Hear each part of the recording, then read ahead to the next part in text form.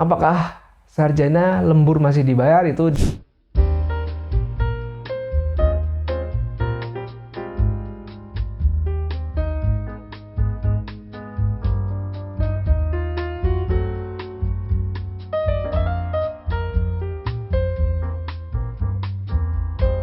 halo, ketemu lagi di channel YouTube saya. Kali ini saya akan coba sharing lagi nih tentang sarjana S1 ketika bekerja lebih daripada 8 jam per hari, overtime-nya itu dihitung sebagai pengabdian atau sebagai additional allowance di salarimu bulan depan.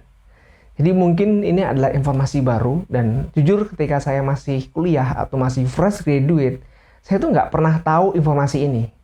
Dan nggak kepikiran juga ada informasi ini. Dan saya baru tahu ketika saya udah kerja.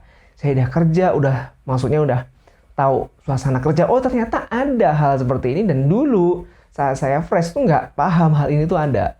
Itu tentang namanya overtime. Jadi overtime tuh pada prinsipnya kalau kita lihat dari bahasanya, over kan lebih tuh. Time tuh waktu.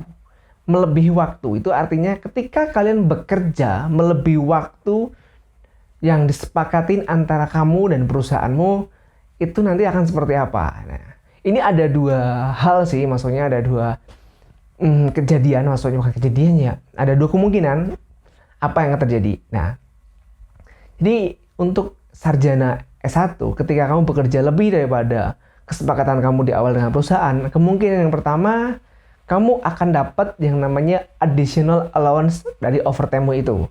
Ini biasanya dalam bentuk uang. Jadi kelebihan jam yang kalian kerjakan itu ketika kalian bekerja, itu nanti akan dihitung, nanti akan didapatkan nominal sekian rupiah dan akan dimasukkan ke slip gaji kamu atau di ATM kamu bulan depan.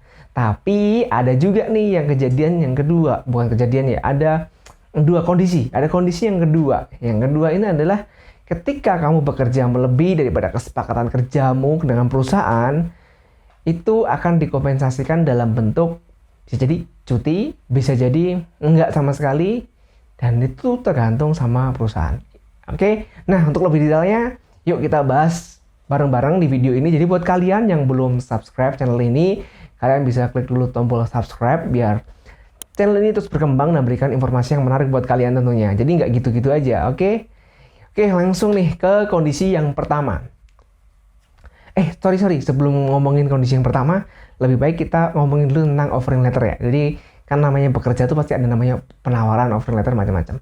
Nah, sebenarnya di tahap paling awal atau kondisi 0 itu adalah ketika kalian menerima offering letter atau kalian melakukan tanda tangan perjanjian kerja dengan perusahaan. Jadi sebenarnya perusahaan tuh udah melakukan sosialisasi pasti kepada kalian apa sih yang akan terjadi ketika kalian bekerja lebih daripada 8 jam atau ketentuan yang disepakatin. Saya sebut 8 jam karena pada umumnya semua perusahaan yang ada di Jakarta itu jam kerjanya kan 8 jam kerja ya. Jadi kita sebut aja 8 jam. Nah, seandainya lebih dari 8 jam itu kemungkinannya seperti apa? Nah, itu bisa kalian lihat itu di offering letter dan di kontrak kerja kalian. Tapi biasanya HR akan menginformasikan di awal sih ketika menerima offering letter. Kalian juga bisa nanya. Jadi dengan salary yang ditawarkan sekian, terus itu tuh udah termasuk ini itu, terus kamu bisa nanya ketika saya bekerja melebihi jam kerja akan dikompensasikan dalam bentuk uang atau dalam bentuk cuti atau mungkin dalam bentuk hal yang lain. Kalian bisa tanyakan itu. Oke? Nah, langsung aja kita yang ke kondisi pertama. Ketika kalian kerja lebih daripada 8 jam per hari, itu akan dikompensasikan ke salary atau gaji atau allowance atau tambahan uang buat kamu bulan depan. Jadi gini, untuk kondisi seperti ini tidak berlaku mutlak 100% di semua perusahaan. Jadi pada intinya setiap perusahaan tuh punya kebijakan masing-masing, punya aturan masing-masing. Jadi untuk karyawannya ketika bekerja lebih daripada 8 jam itu akan dikompensasikan dalam bentuk apa tuh beda-beda setiap perusahaan. Jadi ketika kamu nanya, "Bang, kalau perusahaan ini kira-kira nanti kalau saya lebih dari 8 jam bakal dapat kompensasi apa nih?" Nah, itu saya juga nggak tahu. Kamu bisa nanya kepada HR ketika dia ngasih offering ke kamu, atau mungkin juga bisa nanya temenmu atau alumnimu yang kerja di situ. Karena ini sedikit banyak tuh bisa jadi pertimbangan kalian untuk mengambil sebuah keputusan kalau ternyata saat itu atau saat ini kalian menerima dua offering nih. Nah, sama-sama dapat gaji anggap aja 8 juta nih, 8 juta, 8 juta. Nah, satunya udah all in, dalam arti lembur, ya nanti akan dikompensasikan dalam bentuk cuti, yang satunya lembur akan dikompensasikan dalam bentuk uang. Nah, ini bisa jadi pertimbanganmu. Kau milih yang mana nih? Gitu. Seperti itu. Nah, tapi kalau saat ini kalian adalah seorang job seeker dan mendapatkan single offering, dalam arti cuma satu offering, dan ternyata nilai offering gaji yang ditawarkan itu kamu masuk dengan segala kompensasi dan benefit, ya saya rasa kamu nggak perlu lagi deh mempertimbangkan overtime itu dibayar atau enggak. Itu cukup just for your information. Jadi cukup tahu aja seperti itu. Oke? Nah, biasanya kalau pengalaman saya pribadi, orang perusahaan-perusahaan yang memberikan kompensasi itu rata-rata nih, saya nggak bilang secara semua, rata-rata perusahaan Jepang itu mereka ada kompensasi untuk lembur, dan perhitungannya juga setiap perusahaan punya hitungan masing-masing. Kalau lembur 1 jam gimana, 2 jam, 3 jam, sampai 6 jam, sampai 8 jam, mereka punya aturan masing-masing. Jadi beda-beda, ada yang aturannya dipukul rata nih, ya kalau kamu masuk hari Sabtu ya kamu dapat sekian juta atau mungkin sekian ratus ribu. Kalau kamu masuk hari Sabtu tergantung berapa jam kamu masuk, nanti dihitung gini nih. Itu beda-beda setiap perusahaan. Intinya kamu akan mendapat uang lebih ketika bekerja lebih. Itu untuk kondisi pertama. Jadi buat informasi aja nih kalian, kalau kalian jadi job seeker dan dapat offering dan dapat informasi, oh nanti kalau overtime kalian akan dapat kompensasi gaji kok. Jadi gaji kalian akan naik karena ada overtime, itu ada allowance-nya yang akan kita hitung. Jadi at least man hours kalian tuh dihargai setiap saat ketika lebih, karena nilai offering yang sudah ditawarkan kalian itu udah mempertimbangkan jam kerja kalian total cuma 8 jam. Jadi bukan 9 jam, bukan 10 jam. Jadi ya biasanya itu kalau dibandingin sama yang gaji yang satunya, kondisi kedua itu lebih rendah. Nah, untuk lebih detail kita lihat coba kondisi kedua. Kondisi kedua ini adalah kondisi ketika kamu bekerja di suatu perusahaan dengan perjanjian kerja 8 jam dan kamu bekerja lebih daripada 8 jam. Kompensasinya bukan dalam bentuk uang lagi, tapi bisa jadi dalam bentuk cuti yang nanti akan dikonversikan. Hari ini kamu berapa jam, nanti akan ditotal sampai dapat 1 hari. Atau mungkin juga bisa dikompensasikan dalam bentuk hal yang lain. Nah, hal yang lain ini pun saya juga nggak tahu. Tapi biasanya paling banyak cuti sih, jadi ditukar sama cuti. Tapi ada juga loh yang nggak ditukar sama cuti, nggak ditukar sama kompensasi salary. Jadi ya udah, kamu kalau lebih daripada 8 jam itu adalah pengabdianmu kepada perusahaan.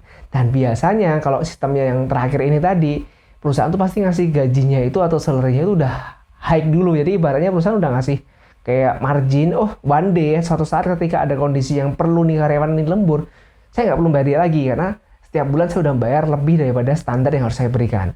Biasanya seperti itu.